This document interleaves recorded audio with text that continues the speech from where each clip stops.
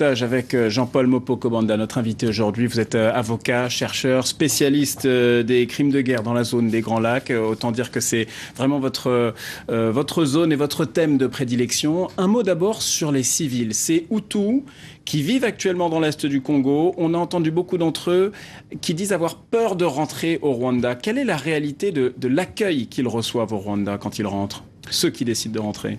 Il est vrai qu'il y a un vrai accueil qui est effectué au Rwanda aujourd'hui et qu'il faut le reconnaître. L'actuel président Kagame et aussi les Nations Unies essayent de réserver un accueil digne à ces personnes qui rentrent. Le problème, c'est souvent d'autres qui repartent. C'est ce qui se passe après. C'est qu'ils rentrent au pays, il y a un accueil et puis il y a le regard des autres. Parce qu'ils sont regardés forcément comme ayant participé au génocide. Ils retrouvent d'anciens voisins rescapés, souvent Tutsis, du génocide. Et là, la cohabitation est souvent très difficile. Et certains repartent tout simplement parce qu'ils n'arrivent pas à retrouver leur place. Ils n'arrivent pas à retrouver leur place dans... Ils n'ont plus de place dans leur pays. Ils n'ont plus de place dans leur pays. Et beaucoup de choses ont changé entre-temps. Je ne parlerai pas de règlement des comptes, mais la cohabitation, l'insertion dans le pays qu'ils avaient quitté depuis plusieurs années n'est pas toujours facile. Parlons des FDLR, ces milices Hutus installées, on l'a vu dans le reportage, dans l'Est du Congo.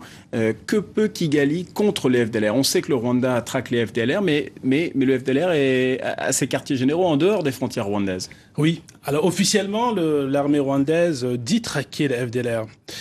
La réalité, c'est qu'aujourd'hui, le gouvernement rwandais préfère voir ces FDLR au Congo, en tout cas en dehors du Rwanda, qu'au Rwanda aujourd'hui. Et ils y contribuent. Ça, c'est l'hypocrisie de toute l'affaire. Je vous dis ça pourquoi ? Parce que... Donc, finalement, ça arrange les deux côtés. Ça arrange énormément, d'abord, le gouvernement du FPR qui est au pouvoir au Rwanda. D'abord parce que ces FDLR se trouvent dans l'Est du pays. Sachez qu'à plusieurs reprises, le gouvernement rwandais a contrôlé de manière directe tout l'Est de la République démocratique du Congo. Mmh.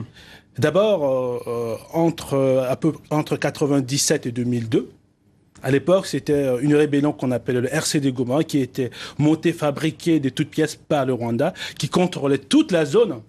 Et ce sont les armées rwandaises qui contrôlaient entièrement toutes ces zones. Ils n'ont jamais cherché à éradiquer le FDLR.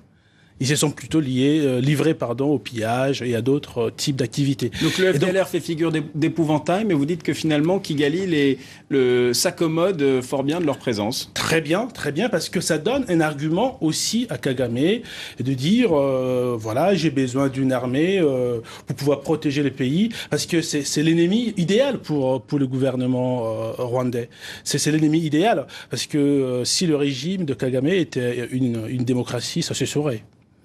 Monsieur Kagame n'est pas un démocrate, c'est un dictateur qui est impliqué dans tous les conflits qui se passent de l'autre côté de la République démocratique du Congo. Et chaque fois, le leitmotiv est simple, c'est l'éradication de FDLR. On entendait quand même une interview qui est surprenante pour les gens qui ne sont pas experts du dossier en regardant ce reportage. Un des dirigeants du FDLR qui finalement semblait douter de l'existence d'un génocide il y a 20 ans au Rwanda. C'est un déni incroyable de la réalité. Mais je pense que cet homme a voulu... alors à la fin, il a quand même dit « laissons ça à la justice ». C'est très bien de dire ça. Alors, c'est un déni regrettable. Je pense, par contre, que toutes ces personnes qui se trouvent aujourd'hui en République démocratique du Congo sont aussi victimes, quelque part, non seulement de l'exil, mais du génocide. Soulignons qu'il n'y a pas que des Tutsis qui ont été massacrés. Il y a eu plusieurs dizaines de milliers de Hutus qui ont été aussi massacrés. Donc parmi ces personnes qui se retrouvent aujourd'hui en République démocratique du Congo et parmi les FDLR, il y a aussi des victimes. Je ne dis pas que c'est le cas de ces messieurs qui dénient une réalité notoire, mais je pense que c'est un peu l'état d'esprit de la plupart des membres du FDLR qui considèrent le FPR d'abord comme un ennemi militaire, un ennemi d'abord qu'il faut combattre, Et évidemment, dans tous ces conflits, l'ethnie est un facteur mobilisateur important de part et d'autre.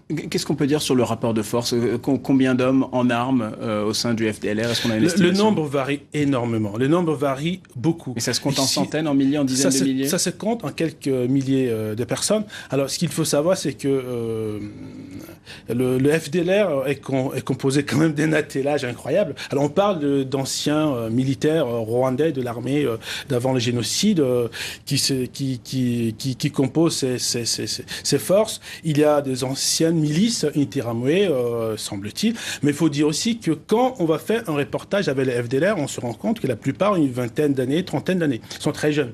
Donc finalement, c'est des gens qui avaient 7 ans, 8 ans, voire n'étaient pas du tout nés. Ce n'étaient pas des acteurs du génocide à l'époque. Absolument pas, parce que la majorité, vous allez voir dans la plupart des reportages, je ne parle pas de dirigeants, je parle de forces militantes, sont composées pour des jeunes qui ont souvent moins de 30 ans. Donc je comprends en filigrane dans ce que vous dites que grandir aujourd'hui rwandais Hutu dans l'est du Congo, c'est grandir un petit peu dans l'environnement FDLR et grandir dans le FDLR. Pas dans le FDLR, mais dans l'environnement, ça c'est sûr. Alors il faut aussi souligner qu'il n'y a pas que le FDLR comme force négative dans l'Est de la République démocratique du Congo. Il y a une vingtaine de forces en République démocratique du Congo, notamment des forces d'autodéfense locale ou d'autres forces. Et le vrai enjeu, le vrai enjeu dans l'Est de la République démocratique du Congo, ce n'est pas d'abord les problèmes sécuritaires. C'est le problème d'exploitation et d'accès aux ressources naturelles. Ça, c'est l'arrière-plan, ça, c'est la réalité, ça, c'est le fond. S'il n'y avait pas autant de ressources naturelles à exploiter dans l'Est de la République démocratique du Congo, il n'y aurait pas tous ces conflits. Alors justement, c'est une des questions que j'allais vous poser rapidement. Comment les FDLR s'intègrent au paysage congolais? Parce qu'on parle de leurs relations avec Kigali. Quelles sont leurs relations avec Kinshasa? Oui. Alors, les FDLR entretiennent des relations, je vais vous étonner, des relations économiques avec le Rwanda. Avec le Rwanda. J'ai bien compris votre question. Vous voulez savoir la relation avec Kinshasa. Mais permettez-moi de vous parler d'abord du Rwanda. Les FDLR, dans l'Est de la République démocratique du Congo, contrôlent souvent plusieurs mines d'exploitation de cobalt et d'autres types de minerais. Et la principale porte de sortie de minerais exploités dans l'Est de la République démocratique du Congo, c'est le Rwanda. C'est le Rwanda, ça se passe souvent par avion. Très peu de ressources vont de l'autre côté à Kinshasa ou descendent en Tanzanie pour pouvoir aller vers Mombasa. Mais la plupart de ressources, en tout cas principalement les cobaltes ou d'autres types, passent par le Rwanda. Et les FDLR vendent en fait ce qu'ils exploitent comme ressources par le Rwanda. Donc les alliances et les inimitiés militaires sont mouvantes en fonction des intérêts économiques. Oui. Alors évidemment, pour des raisons sécuritaires, de temps en temps, les FDLR servent comme supplétif de l'armée congolaise quand ça ne se passe pas très bien entre l'armée congolaise et l'armée rwandaise.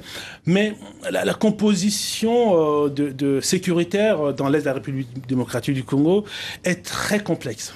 Très complexe parce que vous retrouvez au sein de l'armée congolaise, au sein même de la police congolaise, d'anciens miliciens, d'anciens rebelles qui ont combattu dans différentes forces et qui étaient alliés au Rwanda.